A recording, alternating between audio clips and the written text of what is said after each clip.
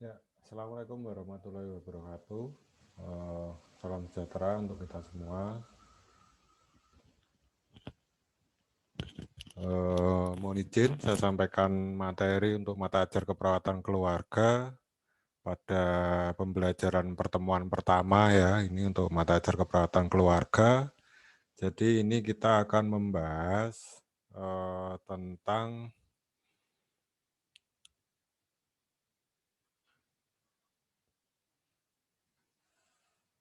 pelayanan kesehatan primer ya atau primary health care ya, tentang keperawatan keluarga ya, yang memang pelayanan kesehatan primer itu sendiri dari dulu sampai dengan sekarang itu tentunya masih menjadi tren isu ya, karena memang keperawatan keluarga memang baik secara umum ataupun secara khusus terkait dengan keperawatan itu sendiri, yang khususnya membahas tentang keperawatan keluarga, memang merupakan suatu hal yang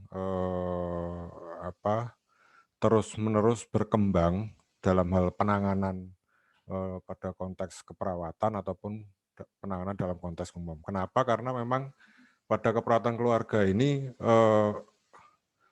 pelibatan lingkungan sekitar, pelibatan petugas kesehatan, pelibatan kader-kader kesehatan memang pengaruhnya menjadi besar ya. Pengaruhnya menjadi besar baik mulai dari proses ataupun pelaksanaan pada pelayanan kesehatan primer, khususnya pada keperawatan keluarga ya. Jadi memang masih menjadi suatu hal yang selalu berkembang, khususnya tentang pelayanan kesehatan primer pada keperawatan keluarga. Nah, mungkin sebelum jauh sampai membahas sampai dengan seperti apa sih pelayanan kesehatan primer itu, mungkin akan saya sampaikan atau akan saya paparkan tentang bagaimana tentang latar belakang. Jadi latar belakang perawatan primer itu sebelumnya dulu seperti apa. Jadi pada waktu 1977, tahun 1977, ada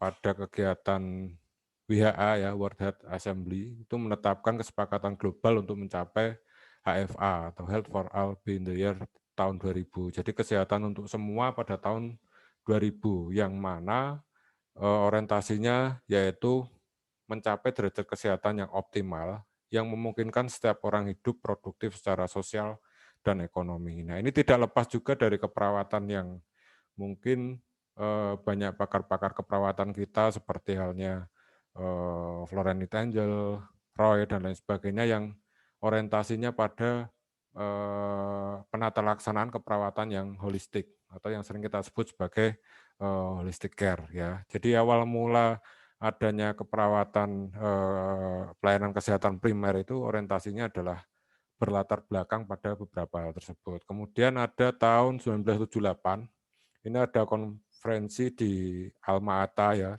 yang disebut sebagai deklarasi Alma-Ata, jadi menetapkan bahwa PHC ya, pelayanan healthcare ini, jadi merupakan pendekatan atau strategi global untuk mencapai HFA 2000. Jadi pencapaian Health for All in the Year tahun 2000 atau kesehatan untuk semua pada tahun 2000 itu berlatar belakang pada pelayanan kesehatan primer yang akan kita bahas kali ini. Nah, pertanyaannya, latar belakang tersebut apakah sudah menjawab pada tujuan? Karena kita bertujuan pada pencapaian kesepakatan global untuk mencapai kesehatan untuk semua pada tahun 2000. Nah, kenyataannya isu, kemudian kondisi kesehatan, kemudian peran serta petugas kesehatan serta masyarakat sampai sekarang masih menjadi tren isu yang kelihatannya perlu dievaluasi kembali. Apakah benar bahwa Health for All in the Year 2000 ini sudah tercapai apa belum? Kalau memang belum tercapai, alasannya apa? Kalau memang sudah tercapai, tolok ukurnya apa, indikatornya apa? Nah, itu yang menjadi PR kita nanti bersama, menjadi PR mahasiswa, calon perawat ini serta petugas kesehatan semua ya, semua lini, baik perawat, dokter, bidan dan lain sebagainya, karena nanti ujung tombaknya itu kembali lagi adalah diberikan kepada perawat. Nah, khususnya perawat yang seperti apa nanti akan kita bahas lebih lanjut. Kemudian terjadinya perubahan orientasi ya, yang awalnya kuratif ini berubah menjadi promotif dan preventif. Jadi yang awalnya berorientasi pada pengobatan, ini berubah menjadi pada suatu hal yang promotif atau edukatif ke masyarakat, serta preventif atau yang bersifat pencegahan. Jadi adanya perubahan-perubahan orientasi inilah yang sekiranya mendasari atas adanya latar belakang terjadinya atau latar belakang atas kegiatan ataupun program pelayanan kesehatan primer yang ada di Indonesia. Kemudian selain kuratif ini juga ada awalnya berorientasi bahwa kesehatan itu berorientasi atau berawal dari perkotaan. Berawal dari perkotaan, kemudian kita merubah mindset, merubah orientasi bahwa dari perkotaan itu ternyata tidak efektif, ya. Kemudian kita rubah dari pedesaan, ya. Kemudian berorientasi, ya, awalnya berorientasi pada golongan yang mampu, sekarang berorientasi pada golongan dengan berpenghasilan rendah, ya. Golongan berpenghasilan rendah sampai sekarang juga secara statistik masih bisa kita hitung atau bisa kita lihat ya seperti apa golongan berpenghasilan rendah sampai saat ini dan apakah itu signifikan dengan status kesehatan sebuah keluarga atau sebuah individu. Kenyataannya sampai sekarang tetap masih menjadi suatu hal yang signifikan ya karena status ekonomi itu selain status sosial dalam hal ini, status ekonomi juga sangat signifikan dan berpengaruh terkait dengan terjadinya atau tercapainya kesehatan di dalam suatu keluarga, individu, atau bahkan sampai dalam lingkup community atau komunitas ya. Kemudian awalnya berorientasi pada kampanye massal, ya, dirubah menjadi pada upaya kesehatan terpadu. Nah, maksudnya upaya kesehatan terpadu ini yang seperti apa? Upaya kesehatan yang melibatkan berbagai aspek ya. Aspek ini bisa aspek sektoral ya, aspek-aspek pembangunan, aspek-aspek kesehatan yang lain, aspek-aspek kebijakan pemerintah. Ini kita upaya atau kita orientasikan itu pada aspek secara menyeluruh ya, karena pada awalnya kampanye massal ini ternyata tidak efektif karena tidak bisa sistematis dan tidak bisa terstruktur. Bahkan untuk mengukur pada kampanye massal pada proses orientasi tentang mindset atau tentang cara berpikir bahwa pelayanan kesehatan primer ini bisa tercapai dan lain sebagainya, ternyata tidak maksimal. Kita menggunakan kampanye massal. Nah, atas adanya perubahan-perubahan orientasi inilah yang nanti akan kita jadikan pedoman atau akan kita jadikan acuan sebagai tenaga medis, bagaimana sih terciptanya pelayanan kesehatan primer dalam lingkup keluarga ya, karena konteks yang kita bicarakan saat ini adalah tentang keperawatan keluarga. Ya, kemudian secara harfiah ya tentang primary healthcare atau pelayanan kesehatan primer itu seperti apa ya. Jadi pelayanan kesehatan pokok yang berdasarkan pada metode dan teknologi praktis ya. Metode dan teknologi praktis itu artinya yang seperti apa? Metode yang kita sendiri kita sendiri setelah diberikan edukasi, setelah diberikan pengetahuan oleh perawat atau oleh tenaga medis atau oleh kader kesehatan, itu keluarga ataupun sasaran itu karena praktisnya tadi itu bisa melaksanakan atau bisa melakukan edukasi tadi. Kemudian yang kedua adalah ilmiah. Nah, dikatakan ilmiah yang seperti apa? Bisa dipertanggungjawabkan secara keilmuan ya, artinya ada sumber yang jelas, ada literasi yang jelas, sudah ada bukti yang jelas, kemudian dapat dipertanggungjawabkan secara ilmu dan lain sebagainya ya. Jadi konteks ilmiah itu luas. Kemudian dan sosial ya yang dapat diterima oleh umum. Ini orientasinya pada masyarakat, keluarga dan individu melalui peran serta mereka sepenuhnya. Artinya apa? Masyarakat, keluarga dan individu ini juga mempunyai peran pada effort pemenuhan pelayanan kesehatan primer yang ada di Indonesia ini. Dan kuncinya satu lagi ini dengan biaya yang terjangkau. Nah, bentuk-bentuk tercapainya bahwa biaya terjangkau itu yang seperti apa? Biaya terjangkau itu artinya apa? Memanfaatkan lingkungan sekitar, kemudian meminimalkan pada pengobatan-pengobatan yang bersifat obat-obat kimia. Jadi biasanya kalau dalam keperawatan keluarga itu ada toga, kemudian ada apotek hidup dan lain sebagainya, yaitu bentuk-bentuk, kemudian ada terapi komplementer, itu bentuk-bentuk cara untuk mencapai bagaimana biaya bisa terjangkau dalam pelaksanaan pelayanan kesehatan primer ya. Kemudian tujuan PHC itu sendiri apa? Jadi kita mengetahui kebutuhan masyarakat terhadap pelayanan kesehatan yang memuaskan. Nah, kalau kita bicara tentang pelayanan kesehatan yang memuaskan, sebenarnya dalam hal ini ketika bicara tentang memuaskan ya mungkin tidak semua petugas kesehatan, tidak semua perawat, tidak semua pelayanan kesehatan, ya tidak semua alat-alat kesehatan selalu bisa memuaskan ya karena medis khususnya dalam hal keilmuan itu bersifat dinamis, tidak bersifat statis. Jadi kalau kita bicara tentang memuaskan ya tidak bisa. Nah, caranya bagaimana? Kita libatkan seperti tadi ya terpadu ya, memanfaatkan juga peran serta masyarakat. Jadi kalau dulu itu ada istilah dari rakyat oleh rakyat untuk rakyat, ya ini berarti dari masyarakat oleh masyarakat untuk masyarakat. Dalam konteks apa? Dalam konteks kesehatan. Tujuannya apa? Tujuannya adalah untuk memenuhi atau untuk menggapai pada pelayanan kesehatan primer yang maksimal atau memuaskan tadi.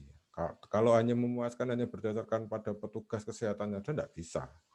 Bahkan di dalam keperawatan keluarga itu kalau kita melihat secara keseluruhan ya orientasi pada penentuan diagnosis keperawatan keluarga itu berorientasi pada 5 fungsi kesehatan keluarga ya mulai dari kemampuan keluarga dalam mengenal, kemudian kemampuan keluarga dalam memutuskan, kemampuan keluarga dalam merawat, kemampuan keluarga dalam memodifikasi, sampai dengan kemampuan keluarga dalam memanfaatkan pelayanan kesehatan yang ada di sekitar. Artinya apa? Pelayanan kesehatan menjadi poin terakhir yang kita berorientasi bukan pada hanya mengandalkan atau hanya tergantung pada petugas kesehatan saja, tidak. Tetapi masyarakat dan keluarga serta individu harus berperan serta aktif mewujudkan kesehatan primer dalam tatanan hidup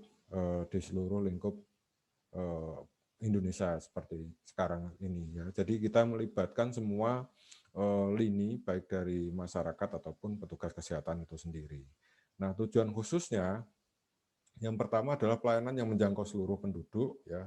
Jelas ketika terpadu itu tercapai, artinya seluruh penduduk juga tentunya akan berperan aktif, baik berperan aktif ataupun berperan pasif, pasti seluruh penduduk yang ada di Indonesia, yang ada di lingkungan kecil kita secara skop yang spesifik, pasti juga akan mempunyai kontribusi di dalam tercapainya kesehatan primer. Kemudian pelayanan yang diterima oleh seluruh penduduk ya diterima karena tadi mudah, kemudian ekonomis ya, kemudian semua bisa melakukan ya.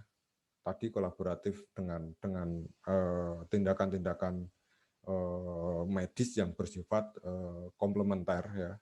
Jadi memanfaatkan pengobatan-pengobatan herbal dan lain sebagainya. Kemudian yang ketiga, berdasarkan pada kebutuhan medis dari populasi atau berdasarkan kebutuhan medis dari lingkungan. Karena di dalam populasi itu kadang kita misalkan katakanlah penyakit malaria misalkan. Penyakit malaria itu populasinya di mana? Penyakit malaria itu kan populasinya tidak di Jawa ya.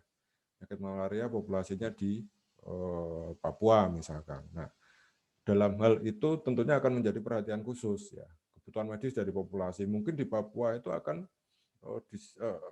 secara ketercapaian pelayanan kesehatan primer, pemerintah harus menyiapkan medis ya, baik mulai dari sarana prasarana ataupun mulai dari obat-obatan itu yang terkait dengan populasi yang ada.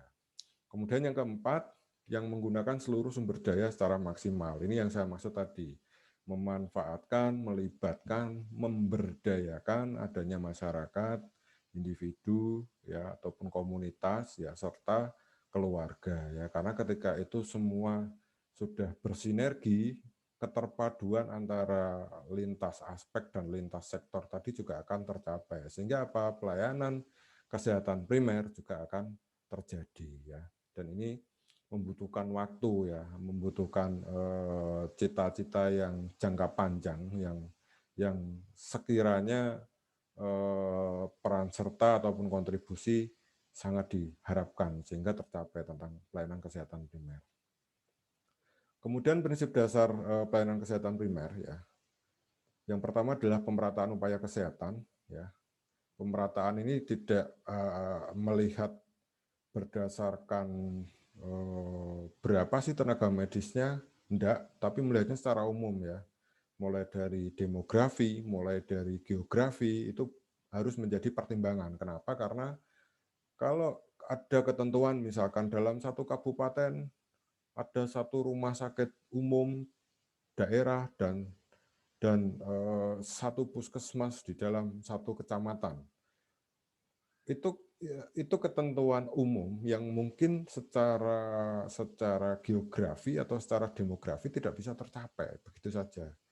Yang harus dilakukan apa? Yang harus dilakukan pemerintah adalah mengkaji kembali berapa luas wilayahnya, berapa jumlah penduduknya, berapa rasio yang proporsional antara jumlah perawat dengan jumlah tenaga medis dengan jumlah pasien itu berapa, itu akan sangat mempengaruhi ya. Bisa saja mungkin di Jawa Tengah ini satu kecamatan terdiri dari 2 puskesmas. Mungkin nanti di luar Jawa satu kecamatan bisa lebih dari 2 puskesmas atau mungkin 2 puskesmas dengan puskesmas pembantu yang lebih banyak dibanding dengan yang ada di Jawa. Jadi upaya pemerataan kesehatan ya ini tentunya akan menjadi suatu hal yang harus dihitung, diukur secara detail ya, bukan tentang semua diratakan karena kalau semua rata kita Indonesia ini terdiri dari berbagai geografis yang berbeda antar daerah ya, tentunya ada penghitungan-penghitungan khusus ya. Kemudian yang kedua adalah penekanan pada upaya preventif ya atau upaya pencegahan ya.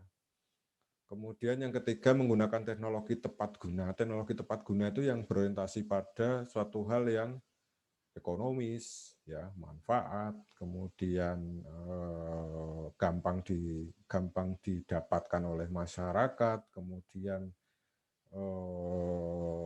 teknologi tepat guna yang saat ini sedang atau harus dimiliki atau harus diketahui oleh masyarakat. Misalkan saat ini sudah begitu pesat ya perkembangan dunia teknologi ya, artinya juga masyarakat juga mau nggak mau harus berperan berkontribusi di dalam proses pemanfaatan teknologi yang ada sampai bahkan kita sebagai masyarakat juga harus melek tentang teknologi, apalagi petugas kesehatan ya, jangan sampai ada petugas kesehatan yang tidak paham atau istilahnya gaptek tentang teknologi. Itu merupakan suatu hal presiden buruk ya. Jadi petugas kesehatan khususnya harus melek tentang teknologi. Teknologi sekarang yang berkembang seperti apa? Kalau ini teknologi ini bukan tentang bukan tentang bagaimana caranya Facebookan, bagaimana caranya Instagram, bukan tentang itu, tetapi kita melihatnya harus secara umum ya. Misalkan halnya pemerintah mengeluarkan kebijakan tentang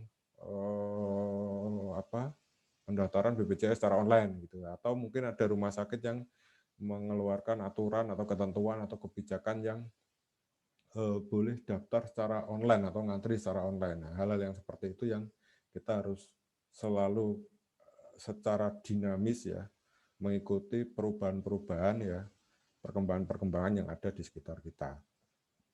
Kemudian selanjutnya adalah melibatkan peran serta masyarakat. Dari tadi sudah saya jelaskan tentang peran serta masyarakat seperti apa. Kemudian melibatkan kerjasama lintas sektoral ya, kerjasama lintas sektoral ini tentunya menjadi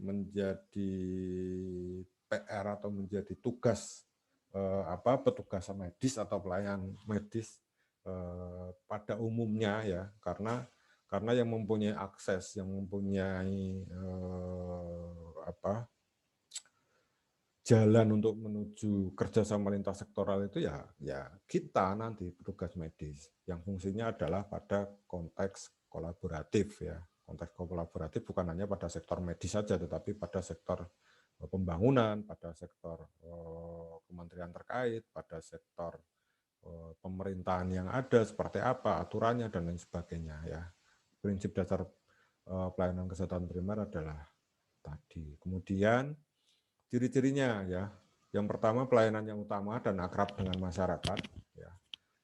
Jadi masyarakat itu sudah menjadi suatu hal yang sudah bukan menjadi suatu hal yang asing tentang bagaimana sih pelayanan kesehatan primer itu. Jadi ini tugas kita ya, tugas kita menjelaskan pada masyarakat atau mengedukasi masyarakat ya.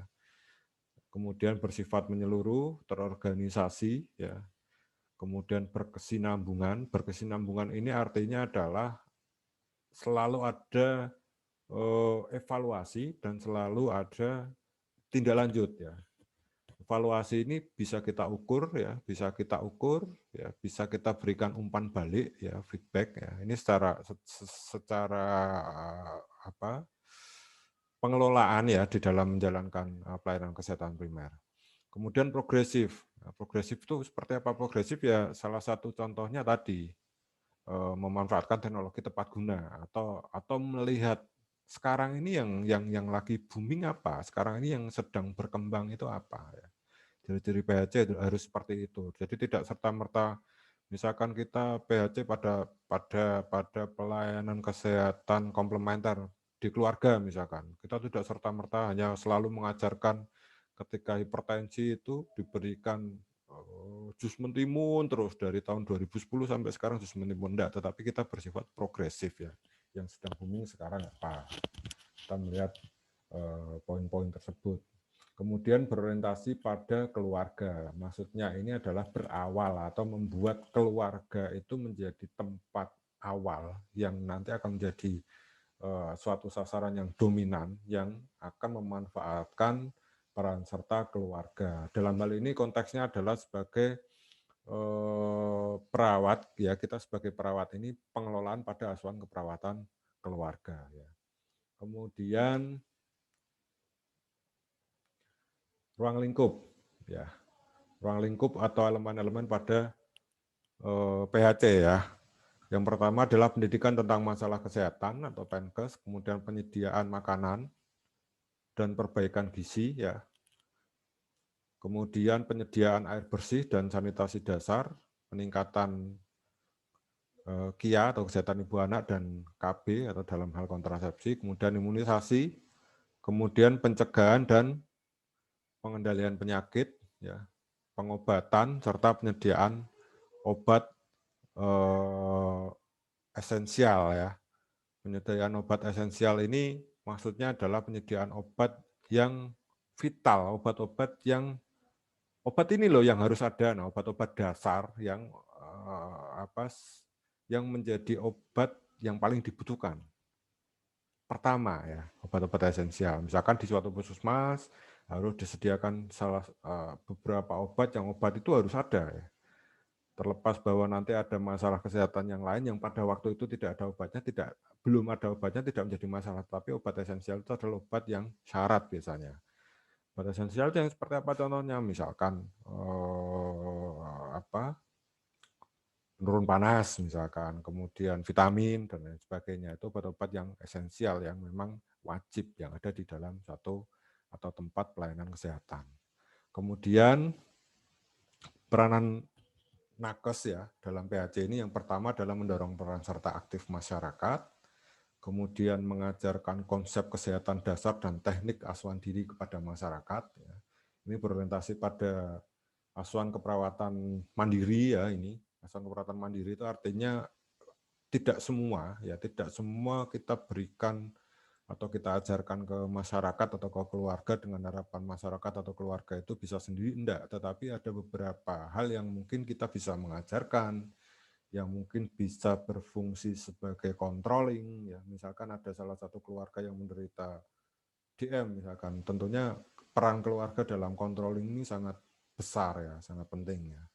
Kemudian memberikan bimbingan dan dukungan kepada masyarakat ya, berupa dalam hal ini kita sebagai promotif ya atau melakukan promosi kesehatan, kemudian mengkoordinasikan kegiatan pengembangan kesehatan masyarakat ya, kegiatan pengembangan kesehatan masyarakat ini mungkin saya tidak bisa menceritakan satu persatu karena program-program itu sebenarnya banyak sekali ya, program-program kesehatan masyarakat.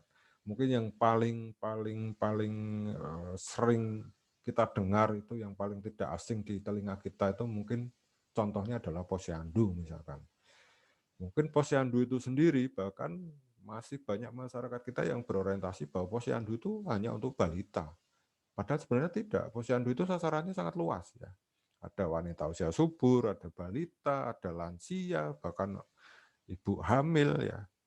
Kemudian bayi sendiri ya. Banyak sekali sasarannya posyandu ini. Hal-hal yang seperti ini yang kita perlu berikan edukasi ke masyarakat ya. Kemudian membina kerjasama dengan masyarakat, keluarga dan individu ya. Nah, kalau pelayanan kesehatan primer terjadi, pasti kerjasama masyarakat, keluarga dan individu juga akan terlaksana ya. Kemudian membina kerjasama lintas program ya, serta membina kerjasama lintas sektoral. Tadi sudah sedikit saya jelaskan ya kaitannya dengan kerjasama lintas program serta lintas sektoral.